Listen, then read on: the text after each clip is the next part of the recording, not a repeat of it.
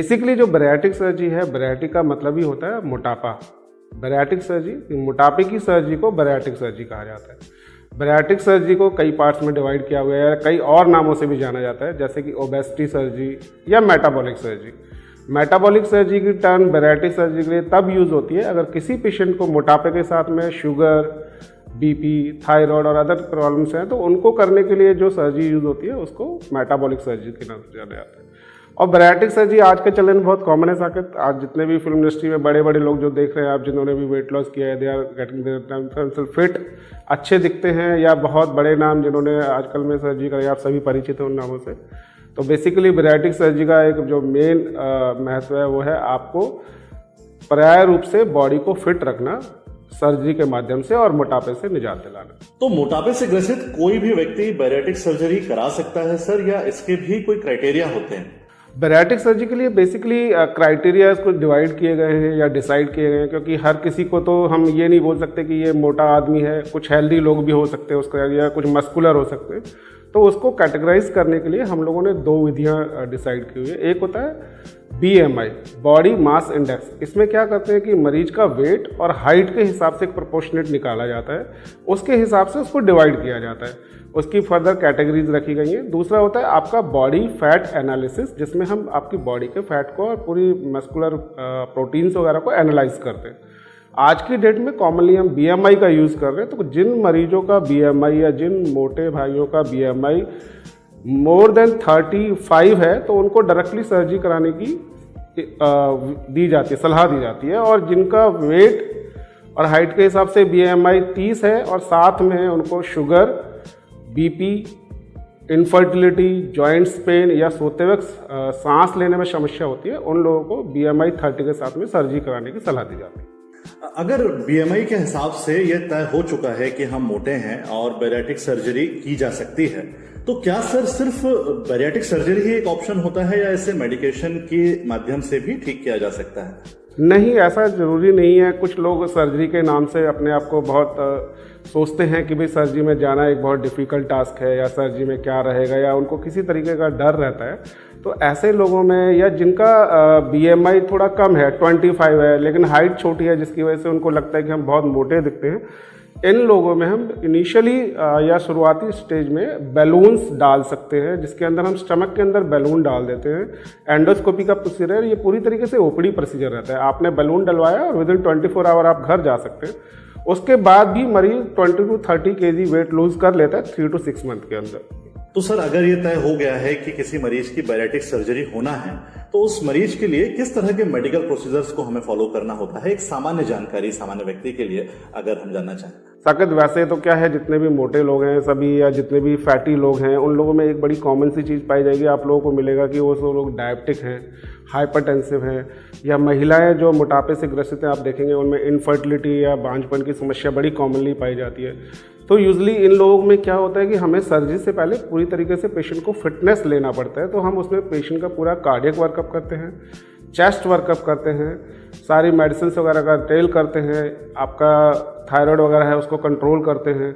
जब सारी studies complete हो जाती हैं, उसके बाद ही हम सर्जरी के लिए मरीज को पूरी तरीके से स्वस्थ मानते हैं। सर अनेकों बार ऐसा हुआ कि किसी व्यक्ति को जब ये तय हो गया कि इसकी बैरिएट्रिक सर्जरी होनी है, मींस बैरिएट्रिक सर्जरी से जुड़े हुए बड़े सारे मिथ हैं कि बैरिएट्रिक सर्जरी के लिए अगर हम जाते हैं तो इससे ये बीमारी हो जाएगी, ये बीमारी हो जाएगी। सर कहाँ तक सच है ये, और बैरिएट्रिक सर्जरी से किस तरह के नुकसान होने की संभावना होती है या नहीं होती है? Please sir. नहीं, ये पूर्ण तरह मिथ ही है। मेरे ख्याल से बैरिएट्रिक सर्जरी से ज़्यादा सेफ तो कोई प्रोसीजर है नहीं। आप विश्वास कीजिए, जितने भी हमारी बीमारियां हैं ज़्यादातर या तो हमारे वजन से जुड़ी हैं डायरेक्टली या इनडायरेक्टली, और आप सर्जरी के बाद आपकी खुद की आपका जब BP कंट्रोल होना शुरू होता है, आपका शुगर कंट्रोल शुरू होना होता है, आपका वेट कम हो जाता है, आपकी फिजिकल फिटनेस बढ़ जाती है, तो आपका हार्ट स्टेटस भी कंपैरेटिवली और अच्छा हो जाता है, और ऐसी कोई भी संभावना हार्ट अटैक की या सब संभावना नहीं होती है।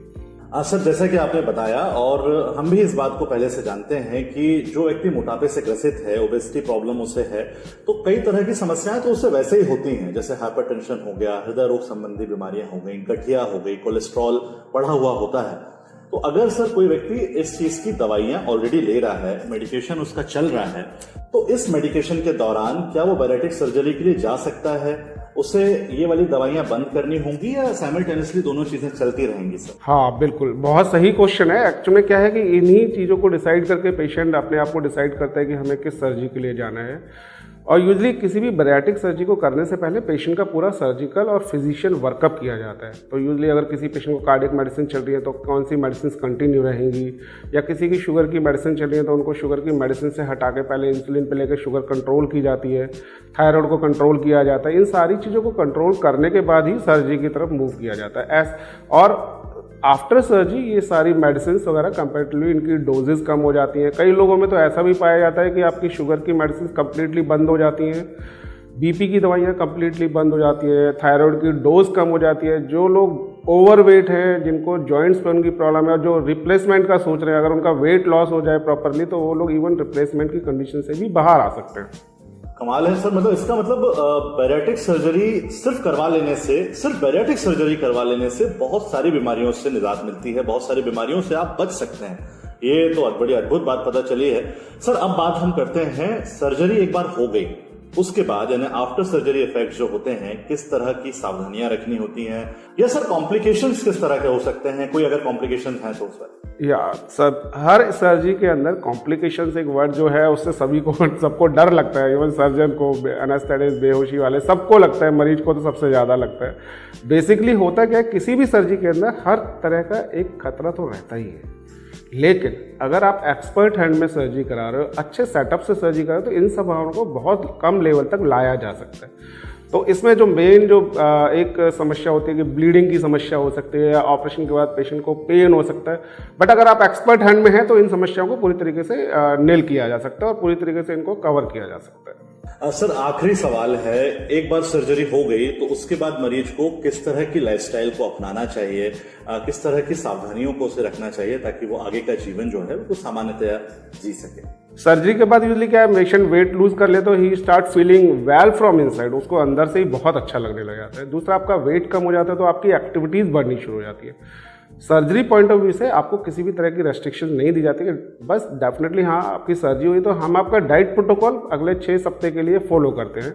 आपको फ़ोन पे, टेलीफोन हम डाइट चार्ट प्रोवाइड करते हैं, आपके टच में रहते हैं, आपको एक्सरसाइज का पैटर्न बताते हैं, आपका चलना फिरना घूमना everything to be controlled by some controller from the hospital, जो कि हम लोग हमारी टीम पूरी तरीके से आप लोगों के साथ लगी रहती है।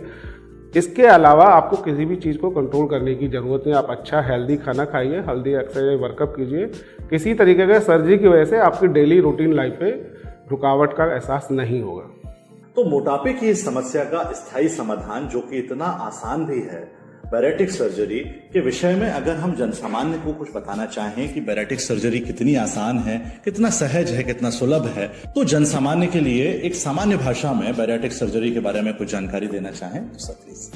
मैं एक्चुअली में आपको थोड़ा बैरिएट्रिक सर्जरी के बारे में एक थोड़ा ब्रीफ आपको करना चाहता हूँ कि यूजली क्या है, बैरिएट्रिक सर्जरीज को 3 पार्ट में यूजली डिवाइड किया। जैसा मैंने कहा कि इंडिया और वर्ल्ड के अंदर बैरिएट्रिक सर्जरी को 3 हिस्सों में बांटा गया है। एक जो साधारण मोटे लोग हैं, दूसरा जो हल्के मोटे लोग हैं पर जिनको शुगर की बीमारी है, और तीसरे जो बहुत मोटे हैं और शुगर की बीमारी है। तो ऐसे मरीजों के लिए सर्जरी का चयन उनकी बीमारी के हिसाब से किया जाता है।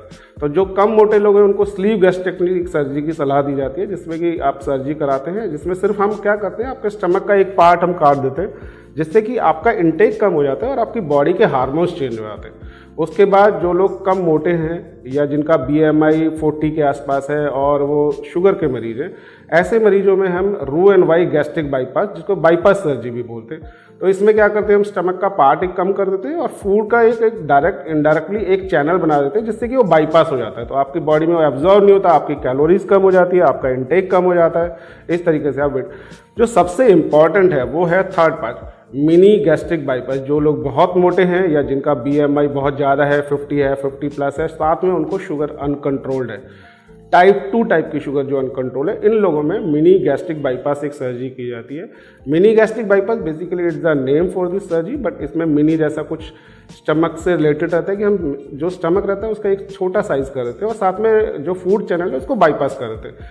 इन तीनों सर्जरीज के रिजल्ट बहुत अच्छे हैं। मान के चलिए कि अगर आप डायबिटिक हैं और बैरिएट्रिक सर्जरी करा रहे हैं, साथ में ओबेसिटी भी है आपको, तो आप विदिन 3 to 6 मंथ में शुगर की बीमारी से भी निजात पा सकते हैं, कि बशर्ते आपको टाइप 2 डायबिटीज़ होता है तो, जो मेडिसिन से कवर हो रहा है। बहुत महत्वपूर्ण जानकारियां आपने दी सर, और मुझे लगता है शहरवासियों के लिए और जितने भी लोग इस वीडियो को देख रहे हैं उनके लिए ये जानकारी बहुत महत्वपूर्ण होने वाली है। बिल्कुल बिल्कुल। हम बैरिएट्रिक सर्जरी का जो एक ऑरा था, जिस चीज़ में हम मोटापे से बेसिकली लोग पहले हमारे पास सर्जिकल ऑप्शन नहीं थे।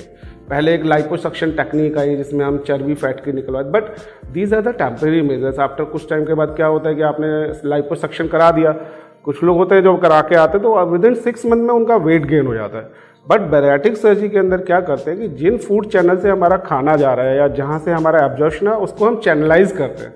हम सर्जरी में उसके पार्ट को काटते हैं जिससे कि पेशेंट के परमानेंट रिजल्ट सामने आए। और इसमें यह है कि रिजल्ट्स इतने अच्छे होते हैं कि पेशेंट का कॉन्फिडेंस, पेशेंट का लुक एंड पेशेंट पूरी तरीके से स्वस्थ महसूस करता है। बिल्कुल सर, और कमाल की बात यह है कि आज बहुत सारे मिथ भी टूटे हैं और बैरिएट्रिक सर्जरी के बारे में इतनी सारी बातें पता चली हैं जो मुझे लगता है बहुत सारे लोगों के काम आने वाली हैं। हम सभी ऐसे अनेकों लोगों को जानते हैं जिन्हें बैरिएट्रिक सर्जरी की आवश्यकता है, लेकिन इसकी प्रॉपर जानकारी उन्हें नहीं है। ये वीडियो उन सभी के लिए बहुत ही कारगर सिद्ध होने वाला है। हमारे साथ थे बड़ेरिया मेट्रो प्राइम के bariatric surgeon doctor Krishnakant Verma, जिन्होंने बैरिएट्रिक सर्जरी से जुड़ी हुई बहुत सारी बातें, बहुत सारे मिथ दूर किए हम सभी के सामने।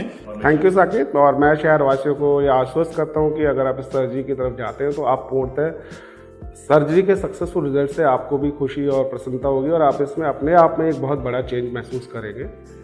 बहुत बहुत शुभकामनाएं। Thank you. अगली बार पुनः किसी विषय विशेषज्ञ के साथ, किसी अन्य चिकित्सक के साथ पुनः मुलाकात होगी।